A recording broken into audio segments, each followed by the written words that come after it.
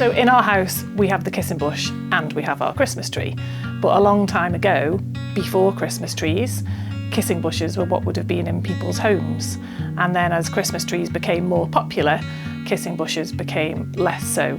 But it's nice now to have a tradition like this and to know about this tradition. You can have your Christmas tree, but you can also have your kissing bush as well.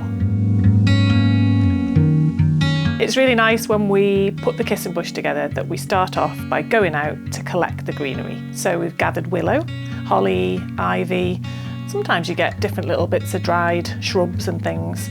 We're really lucky with all our glens, so a glen is a good place to start. Once you've gathered it all in, we head home.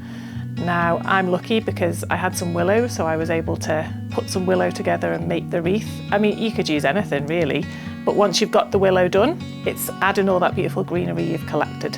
We like to put a bit of string round it to pop the stuff in. And then we've decorated it with all sorts of beautiful bits and pieces.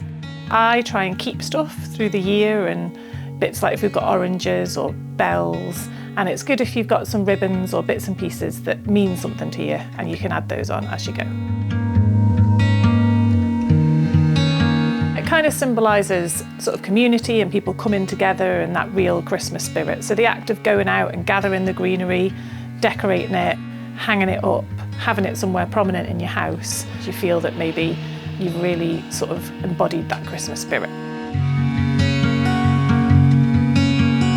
Our kissing bush always hangs from the ceiling. We've often had it above the kitchen table because that's a nice focal point where people gather. This year it's in our living room. It's a really good talking point. It brings people together. I know that a long time ago it would have been used a bit like the tradition of mistletoe, I suppose, and sometimes that's how it's used in our home too. We always made a wreath for the front door, so we decorate our own wreath with greenery that we collected. And the kissing bush is just a step further from that really, I suppose. It marks like a real good start to Christmas for us. And then what we like is that we're carrying on a tradition, and maybe the more people ask about it, then maybe the more they'll do it themselves.